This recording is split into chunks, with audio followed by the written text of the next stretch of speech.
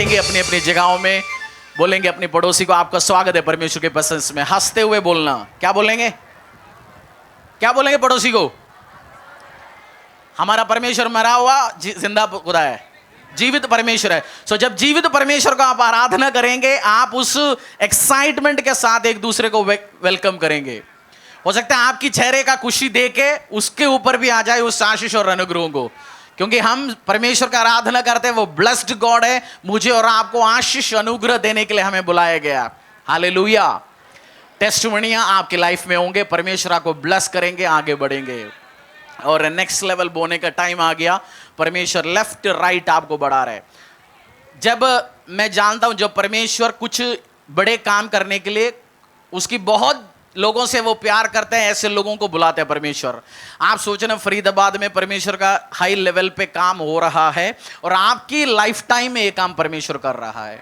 और आने वाली टीम पीढ़ियां बोले, मेरी पापा के टाइम, मेरे दादा के टाइम बदारिया जो शुरू हुआ था, इस कारण ये देश क्रिश्चियन देश बन गया। वो जब ऐसे घोषणाएं करेंगे, बोलेंगे हिंदुस्तान में ज्यादा मसीह फरीदाबाद में रह रहे, दिल्ली एनसीआर में रह रहे, हिंदू देश चेंज होने वाला है। ये देश चेंज होने वाला है और आप जैसे बोएंगे वो ब्लेसिंग में आप आगे बढ़ेंगे। सो ये मौका नेक्स्ट लेवल पे परमेश्वर के राज्य के लिए काम करने का टाइम आ चुका है। अपनी शरीर के साथ, फिनेंस के साथ हम बोएंगे आज। हालेलुया। हम सीखेंगे परमेश्वर के वचन से। पहला कुरिन्थियों अध्याय 4 का 2 खोल के रखेंगे। हमेशा आप ये ध्यान रखना, परमेश्वर यीशु मसीह लाइफ गिविंग स्पिरिट है। वो क्या दे रहा है आपको? जीवन देता है। वो हमने आराधना गीत कौन सी गाया अभी? जीवन मिल गया। तो आपको यीशु से क्या मिलता है? जीवन। तो आपकी हर एरिया मरा हुआ है, डेड है, आपको जीवन देता है परमेश्वर। वो बहुत अच्छा भला परमेश्वर है, सुपरबली आपको ब्लेस करने वाला परमेश्वर है। हालेलुया। पहला कुरिन्थियों अध्याय 4 का 2 जो हमारी लॉयल्टी सीरीज है, वफादारी सीरीज, क्रिश्चियन लीडरशिप जो हम पढ़ के आ रहे हैं, जो हम लॉयल्टी सीरीज है, क्रिश्चियन प्रिंसिपल्स हम सीखते जा रहे हैं परमेश्वर का। जब आप सीखेंगे आगे बढ़ेंगे। अलग अलग हफ्ता अलग अलग चीज हम सीखते नहीं, हम एक सीरीज टाइम पे सीख के जाते हैं, समझदारी के साथ आगे बढ़ता है। कुछ बच्चे आप देखते हैं, कुछ घराने से कुछ बच्चे आता है, उनका कोई मेल न्यूट्रिशन नहीं होता, कुपोषण कहते हैं शायद हिंदी में। कुपोषण। वो क्यों? उसके माँ बाप क्या ध्यान रखता है? हर दिन पनीर खिला रहे उसको ना, कोई दिन पनीर खिला रहे, कोई दिन वेजिया खिला रहे, कोई दिन दूध पिला रहे, कोई दिन रोटी, कोई दिन चावल, क्योंकि वो मां ध्यान रख रहे, वो चारों तरह से उस बच्चे आशीष में, अनुग्रह में बढ़ रहे हैं। तो आप बाइबल में सारे चीज अलग अलग टाइम आप सीखे बढ़ेंगे, आप एक बैलेंस्ड उसका अच्छा यीशु मसीह का चेला बनेंगे। केवल चंगाई के लिए, आपकी लाइफ में चंगाई दे दिया परमेश्वर, आपको चंगाई देने के लिए बुलाएगा। चंगाई तो आपको कोई कुछ बाबा भी मिलते हैं, देते हैं उसके पास, और परमेश्वर यीशु मसीह के साथ फर्क क्या है? वो चंगाई देने नहीं, आपकी लाइफ को पूरा ब्लेस करने के लिए परमेश्वर ने आपको बुलाया गया। आप कंसर्न है आपका पेट का दर्द ठीक हो, प्रभु उससे ज्यादा कंसर्न है, आपको ठीक करना चाहते हैं, आशीष देना चाहते हैं, अनुग्रह देना चाहते हैं, और आपके द्वारा और लोगों को भी ये पेट ठीक करने वाला, बीमारियां ठीक करने वाला, पापों को क्षमा करने वाला परमेश्वर का मैसेज और लोगों तक भी पहुंचाना चाहता है। तो प्रभु का इच्छा क्या है? आपके द्वारा केवल आपको चंगा करके छोड़े नहीं, आपको आशीष करना है, अनुग्रह करना, आपके द्वारा और लोगों में भी अनुग्रह पहुंचना है। उसके लिए आपको ज्ञान लेना जरूरी है परमेश्वर का। वचन में लिखा हुआ है, ज्ञान की कमी के कारण मेरा लोग नाश होता है। किस चीज की कमी के द्वारा? ज्ञान की कमी। बट आपको ज्ञान की कमी नहीं होंगे, आप जब सीखेंगे, समझेंगे, इस वजह से आप आगे बढ़ेंगे। हालेलुया। उस पहला कुरिन्थियों अध्याय 4 का 2 हम पढ़ेंगे। हमारा जो बेस वर्ड्स है उसी पे पूरी टीचिंग सीरीज, हमारा बेसिक वचन हुई है। फिर यहाँ भंडारी में यह बात देखी जाती है कि वह विश्वास योग्य हो। क्योंकि भंडारी में, अगुवे में, पढ़ लीजिए, आप सब मिलके पढ़ लीजिए उस वचन को। फिर यहाँ भंडारी में यह बात देखी जाती है कि वह विश्वास योग्य हो। फिर भंडारी में यह बात देखी जाता है कि वो विश्वास योग्य। भंडारी, अगुवा, लीडर, आगे जाने वाला, उस सब पे यीशु मसीह परमेश्वर सबसे इंपॉर्टेंट क्वालिटी क्या देखता है? वो क्या है? सुंदर हो, सूट बूट वाला हो, हाँ? मसिल वाला हो, पजामे में आने वाला हो, क्या हो? सबसे इंपॉर्टेंट क्वालिटी क्या है? विश्वासी योग्य हो। अपने आप को भी बोला विश्वासी योग्य हो। और आपको मैं क्यों एक क्रिश्चियन लीडर, अगुवा बनाना चाहता हूं? मेरा टारगेट क्या है? क्योंकि मैं जानता हूं जो अगुओं को ब्लेसिंग मिलता है, आशीष मिलता है, आम पब्लिक को मिलता नहीं है। हमारे देश में पॉलिटिकल अगुए आप उठा के देखो, आपकी ऑफिस में लीडर्स है ना, सीईओ, मैनेजर्स। मैं जैसे कुछ ऑफिस में जाता हूं, हॉस्पिटल में जाता हूं, सेल्स के काम में जब हम डॉक्टर्स के लिए वेट करते थे, मैंने देखा employee miss, managers miss, doctors miss. एक आम एम्प्लॉय के लिए एक मिस है, उधर बैठ के वो आम खाना खाए। एक दूसरा होता है मैनेजर्स और दूसरा होता है डॉक्टर्स उसी हॉस्पिटल का। तीनों के अलग अलग क्यों कर रखा है? क्योंकि उनका अगुओं को कोई इंपॉर्टेंट काम करने वाला एक टॉप मैनेजर या डॉक्टर, एमडी, कार्डियो, उस व्यक्ति को ऑनर करना चाहता है। जब वो डॉक्टर खाना खाने के लिए बैठेगा, जाके वो मैनेजर बैठेगा, उनको एक बंदा आके पूछेगा, सर आज जूस पियोगे, पानी पियोगे, क्या पियोगे? उसको सर्व करने के लिए बंदा है। एक आम व्यक्ति है, शुरू हुआ उसने उस कंपनी में, उसको तो हो सकता है खुद खाना लेके आना पड़ेगा। दूसरे के लिए ऑलरेडी उसके लिए पर्सनल शेफ हो सकता है, सुबह लिखा ले रहा होगा, सर आज खाने का क्या मूड है आपको, हो सकता है उसको पर्सनल शेफ दे रखा होगा, क्योंकि वो उस कंपनी में, उस ऑर्गेनाइजेशन में क्या है, एक अगुआ, एक लीडर है। तो प्रभु यीशु के राज्य में भी आपको एक्स्ट्रा कुछ ब्लेसिंग्स, आशीष, अनुग्रह उस बड़ी लेवल का आप चाहते हो, तो आपको क्या करना जरूरी है, क्या लेना जरूरी है? आप एक अगुआ बने। और अगुए में सबसे इंपॉर्टेंट क्वालिटी कौन सी है? वो भंडारी में सबसे इंपॉर्टेंट क्वालिटी क्या चाहिए? विश्वास योग्य। ए आपकी दिल में, जब एक महीने में आपकी दिल में घुसेंगे, रात में बीवी उठा के पूछेंगे भंडारी में क्या चाहिए, आप बोलेंगे विश्वास योग्य चाहिए। क्योंकि मैं चाहता हूं विश्वास योग्य बने और इस प्रभु यीशु से बेस्ट ब्लेसिंग्स आप ले यीशु के सामर्थ्य नाम से। और लूका सुसमाचार अध्याय 11 खोल के रखेंगे।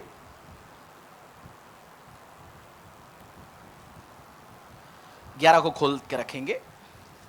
हमने पिछली 2 हफ्तों से यह चीज सीखा, एक बंदा डिसलॉयल या वफादार नहीं हो रहा, एक बंदा परमेश्वर के साथ, कलीसिया के साथ, परमेश्वर के मंदिर के साथ वो विद्रोही हो गया, रेबेल बन गया, चीट करना शुरू कर दिया। प्रभु की वचन के अकॉर्डिंगली कलीसिया से सिखाई जा रहा है, उसकी सब खिलाफ जाता है। वो एक प्रोसेस से जाता है ना, इंडिपेंडेंट हो जाता है, अलग अलग। आपको पता है 1-2 हफ्ते से मैंने इस चीज को समझाया, फिर वो अलग क्वालिटी में आ जाता है। जब ये बंदा विद्रोही बन जाता है, कोई व्यक्ति, मैं आपको क्यों समझा रहा हूं, क्योंकि विद्रोहियां, शैतान के साथ कितनी % स्वर्गदूत गिराया गया? 33%। कुछ तो आज धरती में बैठ के सोच रहा होगा, हमने शैतान के ऊपर विश्वास करके क्या किया, खुद बेवकूफ बन गया, अब तो वापस तो नहीं जा सकता अब्बा पिता के पास। तो आप ऐसे धोखे में न जाएं। इस क्वालिटी है, किसी कोई बंदा कर रहा है, उससे आप दूर आ जाए, बाहर आ जाए और आशीष में बढ़े। सो जब एक बंदा रेबल हो जाता है, होता क्या है देखेंगे। लूका सुसमाचार अध्याय 11 14 से लेके 20 तक पढ़ेंगे। ध्यान से आप सुनना इस चीजों को। Book of Luke chapter 11 verse 14 to 20। फिर उसने एक गूंगी दुष्ट आत्मा को निकाला। जब दुष्ट आत्मा निकल गई तो गूंगा बोलने लगा और लोगों को अचंभा हुआ। परंतु उसमें से कुछ ने कहा, यह तो बालजुबल नामक दुष्ट आत्मा के प्रधान की सहायता से दुष्ट आत्माओं को निकालता है। औरों ने उसकी परीक्षा करने के लिए उससे आकाश का एक चिन्ह मांगा, परंतु उसने उनके मन की बातें जानकर उनसे कहा, जिस जिस राज्य में फूट होती है वह राज्य उजड़ जाता है, और जिस घर में फूट होती है वह नष्ट हो जाता है। यदि शैतान अपना ही विरोधी हो जाए तो उसका राज्य कैसे बना रहेगा? क्योंकि तुम मेरे विषय में तो कहते हो कि हम शैतान की सहायता से दुष्टात्मा निकालते हैं।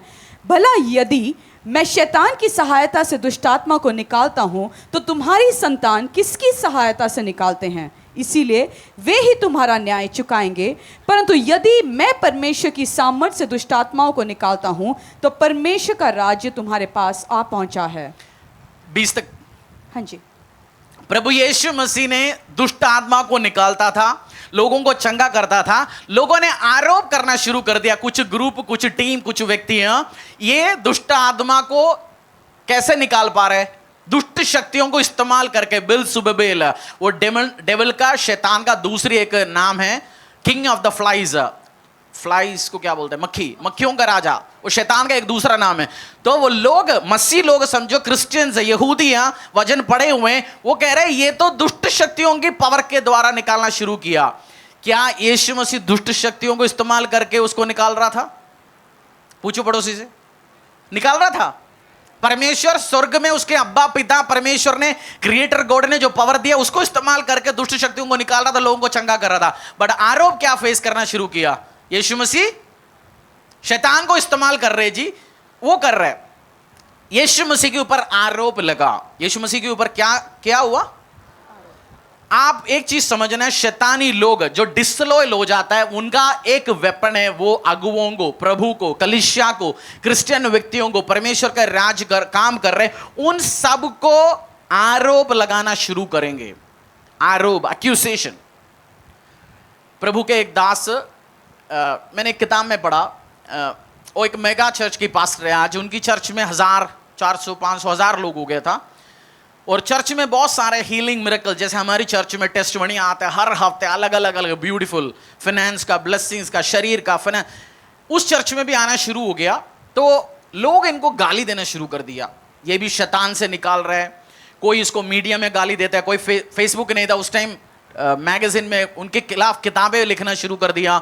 ये परेशान हो गया, दोस्तों के पास पहुंच गया, उनकी अपनी कुछ करीब मित्र था, कुछ दोस्त, उनके पास पहुंच गया। बोला यार मैं परेशान हूं, मैं कर रहा हूं भलाई, बट लोग मुझे अक्यूज कर रहा है, इससे बचने के लिए मैं क्या करूंगा? तो इस फ्रेंड ने एक बहुत बड़ी अच्छा एक आंसर दिया। जानना चाहते हो उसने क्या दिया आंसर? बोला तुझे आरोप से बचने के लिए एक सीक्रेट शेयर कर रहा हूं, सब करना बंद करो, घर पे टीवी के सामने बैठो, घर से बाहर ही मत निकलो, कोई तुझे आरोप नहीं लगाएंगे। क्या बोला? हीलिंग फीलिंग चर्च फर्च सब बंद कर, तू घर पे बैठ, टीवी के रिमोट के सामने उस सोफे को गड्ढा करके बैठ, बैठे बैठे गड्ढा हो जाता ना, वो करके बैठ, तुझे कोई आरोप नहीं करेंगे। आप परमेश्वर के लिए कोई काम करेंगे, कोई टीम में, कोई चीज में, आरोप आपके ऊपर लगेगा। ये आपको लेके चलना पड़ेगा। आप कुछ करेगा तो कुछ न कुछ तो कोई बोलेंगे ही। और जो डिसलॉयल नहीं है, जो बंदा वफादार नहीं है, वो व्यक्तियां बोलेंगे। जब एक व्यक्ति आरोप लगाता है, इसने वो किया, इसने ये किया, आपको सही या गलत समझने का एक इजी चीज मैं समझाता हूं। उस बंदे का लाइफ का फलों को देखो। क्या बोला मैंने? कोई किसी के खिलाफ आरोप लगाता है, उसने ये किया, उसने ये किया, उस टाइम उसको समझने का इजी तरीका क्या है? उसकी व्यक्ति का लाइफ में वचन में लिखा हुआ है, tree is known by its fruits. एक व्यक्ति उसका किससे पहचाना जाओगे? आप एक जगह गया, आपने आज बगीचे में गया, कोई नर्सरी में चला गया, उधर आपको एक पेड़ में लेमन, क्या, नींबू देखा। आप बोलेंगे बेटा ये नींबू का पेड़ देखो, बेटे को बोलता है नींबू का पेड़ देखो। आपको कैसे पता चला नींबू के पेड़ है? किससे पहचाना आपने? फलों से।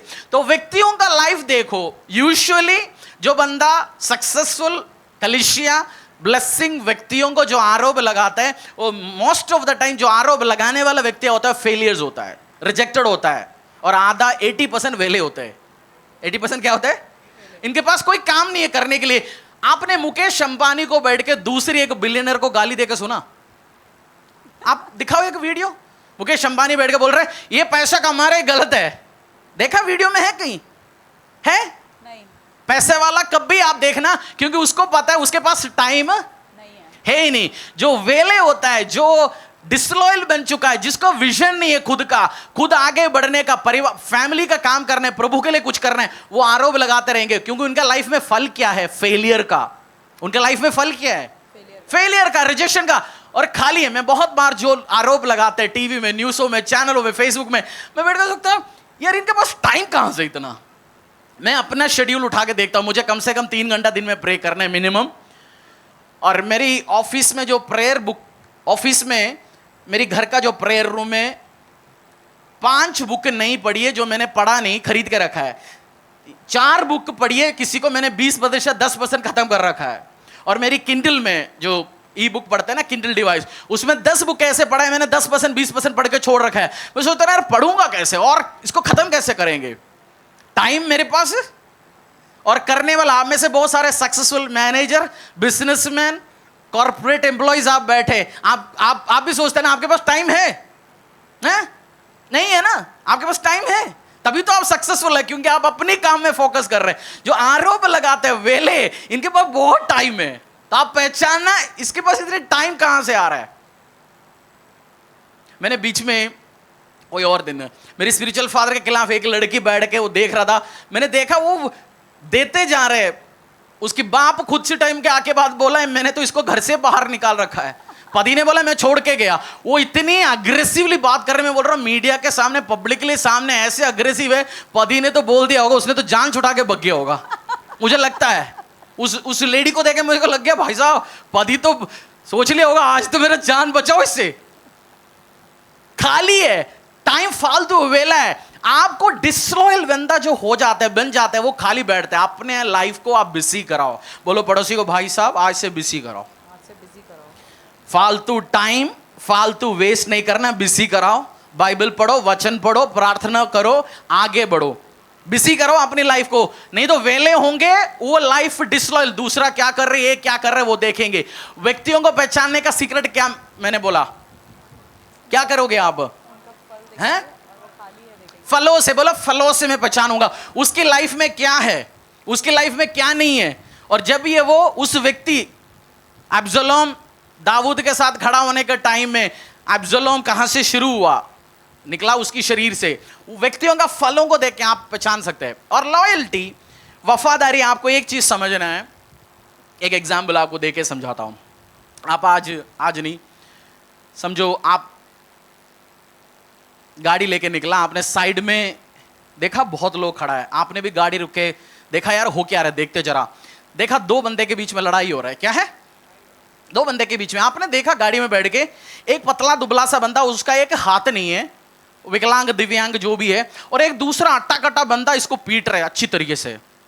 आप देखे आपके अंदर गुस्सा आया, यार ये विकलांग बंदे को अट्टा कट्टा बंदा पीट रहे। आपका सिंपैथी, इमोशन किसको आपकी और दिल चला गया बताओ? ह्यूमन नॉर्मल किसके और दिल जाएगा? जो विकलांग है, दुबला पतला अट्टा कट्टा बंदे से पिट रहे। 2 मिनट के बाद आपने साइड में निकला, पूछा भाई ये लड़ाई क्यों हो रहा है? बोलते भाई साहब जो पिट रहे हैं ना, जिस लड़का जिसका हाथ नहीं है, राइट हाथ नहीं, दूसरी हाथों से हमारी गलियों के लड़कियों को इंस्टाग्राम में नंगी फोटो भेजता है, उल्टा सीधा बात करता है, गाली गलौज इनके पीछे पड़ा रहता है। आप सुनने के बाद उसकी बहन के साथ भी छेड़खानी किया इसलिए पिट रहे। अब 2 मिनट में आप क्या बोलेंगे? भाई साहब 2 और 2। आपकी इमोशन 1 मिनट में क्या हुआ? चेंज हुआ। जब फैक्ट्स आपको पता चल जाता है, रियलिटी क्या पता चल जाता है, आपकी इमोशन चेंज होता है। बहुत बार आप शैतानी व्यक्तियां, लूसीफेरियंस, आपको इमोशंस फील होंगे, यार ये अनाथ है, ये विकलांग है, या इसके पास पैसा नहीं है। बहुत बार हमारा नॉर्मल इमोशंस जाएगा ऐसे व्यक्तियों के पास। शैतान भी जो गिराए हुआ स्वर्गदूतों को समझाया होगा, देखो यार प्रभु तो इतनी बढ़िया जगह में बैठे हैं, हमारे लिए तो कुर्सी दे रखा है यार। हो सकता है, मुझे पता नहीं क्या क्या बोला होगा उसने, अपनी सिंपैथी बताया होगा। आपका लॉयल्टी या आपका वफादारी परमेश्वर के साथ, कलीसिया के साथ, अगुओं के साथ इमोशन बेस नहीं होना चाहिए। इमोशन तो आपका 2 मिनट किसके साथ था पहले? अभी उस लड़के के साथ था, बट उसका एक्चुअल कहानी पता हो गया, अब क्या हुआ? अब एकदम से चेंज हो गया। तो बहुत बार टीम से, चर्च से, कलीसिया से जो वफादारी कम दिखाने वाले बहुत बार साइड कर देते, अलग करते। पूरी कहानी बहुत बार लोगों को पता नहीं क्या हुआ स्टोरी। हमें एकदम से देख के इमोशनल फीलिंग आ सकता है, बट जब पता चलेगा तब खुद कभी कभार मुंह से बोलेंगे ये तो आपने 6 महीने पहले करना चाहिए था ये काम, कभी आप बोलेंगे। आपने पूरी इंफॉर्मेशन इमोशंस में, आपकी वफादारी कैसे नहीं होना चाहिए? इमोशनल नहीं होना चाहिए जी। उसके साथ मैं जा रहा हूं, देख रहा हूं एक चर्च अफ्रीका में, सुनना चाहते हो ना? आपको आम चर्च में आप जाके बैठते हो। मैंने मसीह में जब से आया, मैं पढ़ने में, मसीह किताब पढ़ने में और प्रीचिंग, आज इंटरनेट दिन का कितना रुपए खर्चा आता है महीने आपका?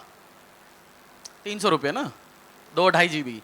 मेरा बिल आता था 4000 रुपये, क्योंकि मैं महीने उसी टाइम हाईएस्ट GB इस्तेमाल करता। 24 घंटे में प्रचार सुनता था शुरू से। किताब मैं इतनी आज पढ़ के या कुछ समझा नहीं रहा हूं, मैं इतनी सालों से जो चीज इकट्ठे हो रहा हूं वो शेयर कर रहा हूं आपका। तो बहुत हाईएस्ट बंदों का प्रचार की किताबें, चीज जो हिंदुस्तान में मिलता नहीं, मैं खरीद के पढ़ता हूं, समझता हूं, इसलिए मेरे पास बहुत सारे कहानी हैं। एग्जाम्पल याद आ जाता है मुझे।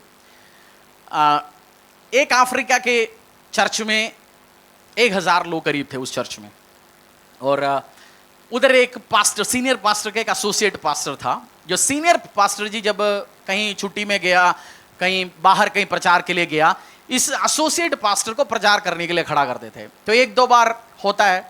तो एक बार पास्टर जी के पास, सीनियर पादरी के पास एक मैसेज आया एक पास्टर से, उसी एसोसिएट पास्टर जी, मैं रिजाइन कर रहा हूं, ऐसे छोड़ रहा हूं। एकदम से कोई बात नहीं हो, बैठा नहीं, अगले दिन से बंदा आया ही नहीं। कुछ दिन के बाद पता चला पास्टर को, उस चर्च से 8-10 अच्छे फाइनेंशियली व्यक्तियां, आंटियां, बहनें, बहुत सारे लेडीज भी उसके साथ चला गया। उसके बाद कुछ साल के बाद फिर चर्च आगे बढ़ गया। दूसरा और होने के बाद क्या हुआ, 6-7 महीने चर्च शुरू हो गया। ये जो दूसरी नया वाली चर्च 6-7 महीने का हो गया। ये पास्टर एक दिन अमेरिका चला गया, उसके बाद वापस लौटा ही नहीं है। चर्च को अबैंडन करके वो चला गया, क्योंकि उसका टारगेट ही क्या था, मुझे अमेरिका जाना है। जैसे बहुत सारे मिनिस्ट्री पास्टर्स, जिस दिन उनको वीजा मिलेगा वो भगेगा, जिस दिन वीजा मिलेगा। मिनिस्ट्री हिंदुस्तान का मेरा बोला हट है जी, हिंदी के लिए, वो सब खत्म हो जाते हैं एक दिनों में सब, क्योंकि अमेरिका वीजा मिल गया, भग गया। और जब भग गया, ये सारे जो बहनें भाई हैं सब उसके साथ गए थे, 100 लोग करीब, वो सब वापस अपनी चर्च में आके बैठा करता रहा। कुछ साल के बाद एक और लड़का ऐसे खड़ा हो गया, एक दिन पादरी बन गया वो भी, और एक आंटी के पास चला गया चर्च में, जो उस टाइम छोड़ के गया था। उस आंटी के पास जाके गया, बोला आंटी देखो मैं ऐसे हूं, मैं गरीब हूं, मैं वो सब, आप मेरे साथ आओ, चर्च शुरू करते हैं। आंटी ने खुलते बोला, मुझे कोई भी 2 बार बेवकूफ नहीं बना सकता, मुझे कोई भी, एक बार तो एक लड़के के चक्कर में तो मैं बेवकूफ बन गया, you can not fool me twice, क्योंकि एक बंदे के चक्कर में गया, फिर मेरे को पास्टर का पैर पकड़ के दोबारा घुसना पड़ा। सो समटाइम्स जिसको विजन नहीं है, जिसको काम नहीं है, वो हला भला दे के चल जाता है काम में, उनको हम फॉलो करते हैं। कुछ दिन के बाद उनके चक्कर में हम अपनी विजन, हमारी ब्लेसिंग्स तो चले जाते हैं हाथों से। तो इमोशनल डिसीजंस कभी भी, मैं आपको एक सीक्रेट एडवाइस देता हूं जो मैं पर्सनली फॉलो करता हूं। जब मैं गुस्सा होता हूं मैं कोई डिसीजन नहीं लेता हूं। पहले ऐसा नहीं था, गुस्से पे उसी मोमेंट पे डिसीजन लेता था। फिर मुझे सीखा, जो गुस्से में जो डिसीजन लेता है वो गलत होगा। आप गुस्से होंगे, आप क्या करेंगे, 48 आवर्स वेट करेंगे। बोलो गुस्से होंगे, आपको कुछ डिसीजन लेना है। आज पत्नी को तो सुनाऊंगा, आज इसकी मम्मी को फोन करके बोलेंगे क्या पैदा किया तूने मेरे घर पे भेजा। ऐसा बोलने के पहले 2 घंटे क्या करेंगे, 2 दिन क्या करेंगे, चुप बैठेंगे। फिर आपको 2 दिन के बाद आपको समझ आएगा, यार बोलने के तो पंगा हो जाएगा। अब बोलेंगे क्योंकि बाबूजी का तभी तो खराब सुना, 4-5 एकड़ इनके एसेट है, मैंने अभी उल्टा सीधा बोल दिया तो बाबूजी पता नहीं गुस्से में तो बड़ी भाभी को सब लिख के चले जाएं। आप ये सब सोचना शुरू करेंगे, आप बोलेंगे छोड़ो जी चलते। वाइस डिसीजन लिया आपने, वाइस डिसीजन है आपकी, पैसे के महत्व, आपने सही काम किया। 2 दिन आपने वेट किया, उस दिन 2 दिन पहले उल्टा सीधा बोला होता तो, मोबाइल में मैसेज करके भेज दिया होता तो, वॉइस रिकॉर्डिंग भेज दिया होता तो पंगा पड़ता। सो गुस्सा होने के time don't take any permanent decision. वो जब गुस्सा होता है, नौकरी छोड़ना चाहता हूं, बॉस मेरे से गलत है, गाली दे रहे, 2 दिन वेट करो, ठंडा हो जाओ। बहुत खुश हूं जी आज मैं ये करना चाहता हूं, तब भी डिसीजन मत लेना, 2 दिन वेट करो, खुशी जरा नीचे आना दो। आपने कितनी बार लोगों ने मॉल में गया, महंगे महंगे कपड़े लेके आया, महंगे महंगे मोबाइल लेके आया, उसके बाद 2 दिन के बाद दुखी हो गया, हुआ? क्योंकि आपने बहुत हैप्पीनेस में जाके किया, फिर आपको क्या लगा 2 दिन के बाद, भाई साहब ये तो करने की जरूरत था नहीं। बहुत हैप्पी था आप, मॉल में जाते जो खरीदने उतने पैसे डाल के जाना, क्रेडिट कार्ड घर पे रख के जाना, क्योंकि पैसा है उतने ही खरीद पाओगे ना आप, क्रेडिट कार्ड तो है ही नहीं हाथ में, तो करेंगे नहीं। तो मैं ये जो लॉयल्टी जो सीरीज में समझा रहा हूं आपको, डिसीजंस लेते हो इमोशंस पे नहीं लेना, फैक्ट्स पे लेना हमेशा, क्योंकि बहुत बार बेवकूफ बनाने के लिए लोग आएंगे आपके लाइफ में, आपको इस चीज को ध्यान रखना जरूरी है।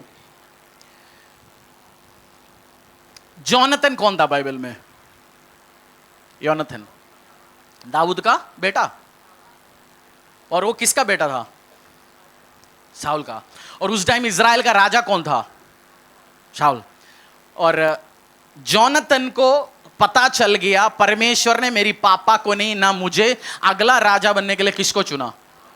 दाऊद को। उसने जाके दाऊद से क्या बोला? मेरा राज्य सब कुछ मैं तेरे हाथों में दे रहा हूं। उसने अपनी पापा के साथ दिया नहीं, क्योंकि उसको पता है पापा इमोशनल हो गया, इसके ऊपर से मसा हट चुका है, मुझे परमेश्वर का चुना गया व्यक्ति के साथ देना है। उसका रिलेटिव, उसका ब्लड रिलेटिव कौन है जोनाथन का? ब्लड रिलेटिव कौन है? साउल।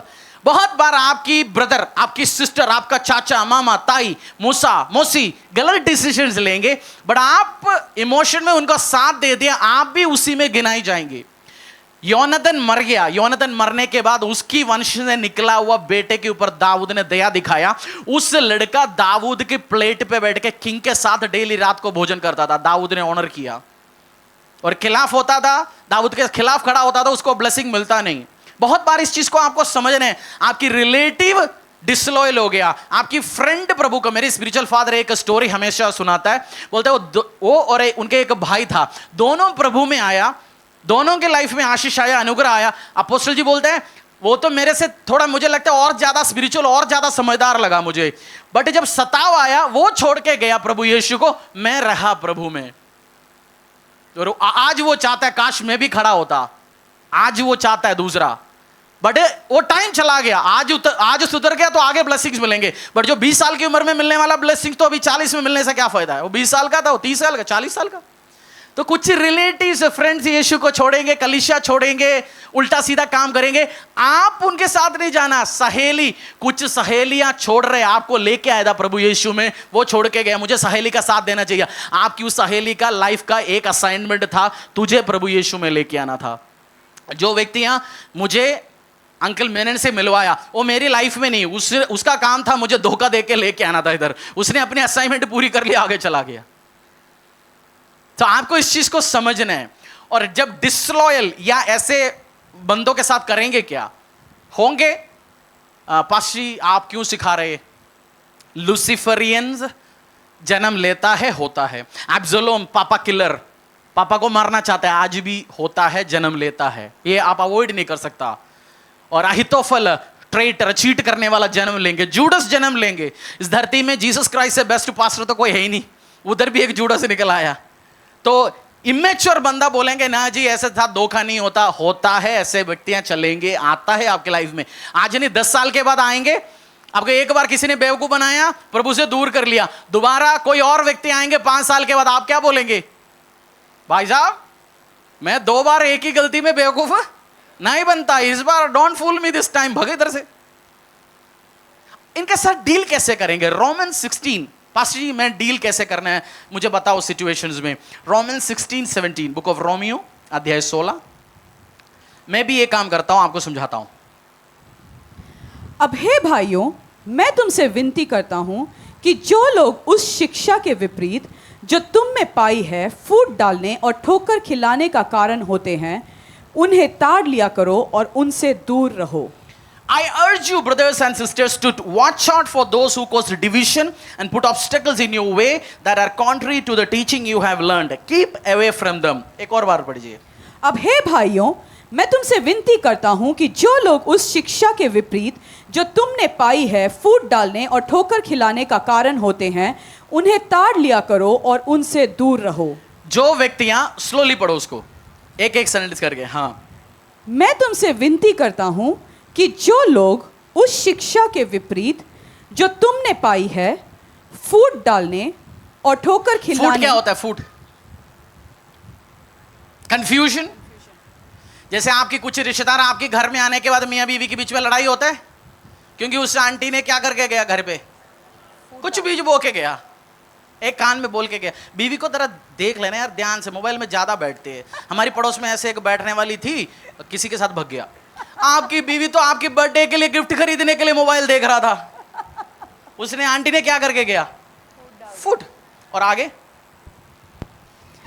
जो तुमने पाई है फूट डालने और ठोकर खिलाने का कारण होते हैं, उन्हें ताड़ लिया करो, उनको अवॉइड किया करो। उनको क्या किया करो? अवॉइड करो। जो बंदा परमेश्वर से डिसलॉयल हो जाता है, मैं किसी को समझाने की कोशिश करता हूं, थोड़ी टाइम समझा दिया, समझ ही नहीं आ रहा, फिर उल्टा सीधा बोल रहे मेरे खिलाफ, मेरे परिवार के खिलाफ, मेरी स्पिरिचुअल फादर के खिलाफ, मसीहत के खिलाफ, मैं क्या करता हूं? पहला उसका नंबर ब्लॉक कर देता हूं। फेसबुक, इंस्टाग्राम, हर जगह से मैं अनफ्रेंड कर देता हूं। वो बोले करे, मेरा क्या लेन देन है, मुझे देखना नहीं, करना नहीं। आपने भारत पे एक अश्नीर ग्रोवर का नाम सुना होगा ना, उसने एक अच्छी सी स्टेटमेंट बोला बीच में। अश्नीर ग्रोवर, जिसने भारत पे खड़ा किया, शार्क टैंक में आता था, आप देखते होंगे ना शार्क टैंक। उसने बोला शार्क टैंक 2 में मैं था नहीं, शार्क टैंक 1 में मेरी साथ जो जजेस जितने भी थे मैंने सबको अनफॉलो कर दिया, अनफ्रेंड कर दिया। वो डेली डालते, मैं इधर जा रहा हूं उधर जा रहा हूं, मेरे को चिढ़ाने के लिए कराने के लिए, मैं क्यों बैठ के देखूं? मैं अपना अगला बिजनेस अगला काम मेरी जिंदगी साथ बिजी है, तू जा अपनी काम कर। आपको फोकस कर रहे हैं अपनी लाइफ में, अपनी जिंदगी में, अपनी मिनिस्ट्री, अपनी परिवार, अपने कार्य जो परमेश्वर ने दिया गया। नहीं है तो टाइम पास कराने के लिए शैतान की ओर से लूसीफेरियंस आपको डिस्ट्रॉय करने के लिए बहुत पैदा होंगे। मसीह जिंदगी में क्या रखा है जी? 6 महीने से आ रहा है, तेल तो तूने 4 लीटर तो सिर पे लगाया होगा, क्या हो गया बाल उखड़ने के अलावा? ऐसे बोलेंगे, आपने दूर रहना है। गवाही उस टाइम बोलना है, डिक्लेयर करना है। हर हफ्ते गवाही आपको सुनते क्यों आप? क्योंकि गवाही का मतलब आज दोबारा करो, डू इट अगेन, मेरे लाइफ में, मेरे परिवार में भी हो जाए। सो आप जब वो काम करेंगे, आपको उसको उस टाइम विश्वास को डिक्लेयर करना है, घोषणा करना है। तो बोते जा रहा हूं, क्या मिल रहा है उस टाइम डिक्लेयर करो। पास्ट ब्लेसिंग्स को भूलना नहीं है, भूलना नहीं है, आशीषों का अनुग्रह जो परमेश्वर ने किया। आप बोने के लिए एक डिसीजन लेते हो, शैतान उसी दिन आके खड़ा होगा। इस टाइम मुझे बोने के लिए बोलेगा, मैं उसी मोमेंट में गोल्ड बोने के लिए बोल दिया, उसी टाइम निकाल के एनवेलप में डाल के रख दिया, मेरा नहीं तेरा प्रभु, खत्म। 2 दिन सोचता बैठेगा तो क्या होंगे? यार क्या होगा क्या नहीं होगा, सोचेंगे बैठेंगे। क्योंकि आप जब तक बोएंगे नहीं, रिजल्ट आशीषों का अनुग्रहों को लेके नहीं आ सकता आपके लाइफ में। मेरा प्रार्थना विश्वास है आप कोई भी व्यक्ति या विद्रोही नहीं बनेंगे यीशु के सामर्थ्य से, रबल नहीं बनेंगे। और जो विद्रोह करने आएगा उनकी चक्करों में आपका कान खच्चा नहीं होना। बोलो कान खच्चा नहीं होना। इसने बोला मेरे से, मैंने सुन लिया। 2 दिन के बाद इसने मुझे कॉल दिया, सुन लिया। 4 दिन इसने बोल दिया, सुन लिया। फैक्ट्स पे डिसीजन लेना। आप ऐसे व्यक्ति था, मैं भी फैक्ट्स नहीं देखता, इमोशनली चलने वाला, बट मैं फैक्ट्स देखता हूं, एनालाइज करता हूं, वेट करता हूं डिसीजन लेने के लिए। वेट मैं आपको बहुत आपकी लाइफ का एक कीमती एडवाइस दे रहा हूं आज। गुस्से पे कभी डिसीजन मत लो। वेट। रिजाइन कर रहा हूं जी, वेट। शादी तुड़वा रहा हूं जी, डाइवोर्स कर रहा हूं जी, वेट। मायके भाग रहा हूं जी, वेट। 2 दिन आप वेट करो, 2 दिन वेट करो, 2 दिन वेट करो। मैं पैसे का आधा तो इलेक्ट्रॉनिक गैजेट्स में उड़ाता था। लेटेस्ट आईफोन निकल गया, ले लिया। एप्पल का जो भी Day 1 से किसी ने मुझे समझाया, भाई जब भी जब तेरे को इतना लाखों का परचेस करने की इच्छा हो रहा है, उस स्टोर में चले जाना और उसको हाथ पे उठाना, टच करके फील करके देख लेना। उसको क्या करेंगे? मोबाइल हाथ में उठाना, टच करना, फील करना, 2 मिनट इस्तेमाल करना, फिर घर आ जाना वापस। 2 दिन के बाद चले जाना, या 2 हफ्ते के बाद फिर जा, फिर भी तुझे खरीदने का इच्छा अभी भी है, खरीदो। मैं अप्लाई करता हूं और मैं इस चीजों से आजाद हो गया, इस फालतू काम से। सो अप्लाई किया, सुना नहीं केवल। आज भी कीड़ा चढ़ता है, वो गाड़ी खरीदे, ये गाड़ी खरीदेंगे, तो देखता हूं कोई कुछ गाड़ी खरीदने का इच्छा आ गया, टेस्ट ड्राइव ले लो, खत्म। अपनी इच्छा पूरी करो, खत्म, आगे चलो। मैं अलग चीज भी आपको आज समझाते जा रहा हूं। आपके लाइफ बिल्ड होंगे, ब्लेस्ड होंगे, आशीष में बढ़ेंगे, अनुग्रह में बढ़ेंगे। और इमोशन पे डिसीजन कभी नहीं लेना, फैक्ट्स पे। और बहुत बार आप सिंपैथी जिसको दिखाते हैं पहले, उसकी कहानी जब सुनने के बाद आप बोलेंगे, क्या बोलेंगे? 2 और दे दो इसको। क्योंकि मैं आज ये टीचिंग्स क्यों दे रहा हूं आपके पास? 1 कोरिन्थियन 4:12 क्यों ये टीचिंग शेयर कर रहा हूं आपके साथ? क्योंकि आप क्या बने? अगुए बने। और अगुए में सबसे इंपॉर्टेंट क्वालिटी कौन सी है? विश्वासी योग्यता। विश्वासी योग्यता जिसके अंदर है, वो ऐसे काम करेंगे नहीं, ऐसे काम करने वालों से बचते रहेंगे। कुछ लोगों को आपको अनब्लॉक करना है, अनफ्रेंड करना है। हमें क्या लेन देन है? एक्स गर्लफ्रेंड को अभी भी आपने फॉलो करके रखा है, वो क्या कर रहे हैं? आपका क्या लेन देन है भाई? आप आउट हो जाओ, ब्लॉक करो, बाहर आ जाओ, आप ब्लेसिंग्स में जाएंगे, आशीष में जाएंगे। परमेश्वर के दास के द्वारा टीचिंग्स को सुनने के लिए, अनाउंसमेंट और अपडेट के लिए आप हमारे YouTube चैनल को सब्सक्राइब करें और साथ में बेल आइकन दबाएं ताकि चर्च के न्यू अपडेट आप सबसे पहले जान सकें।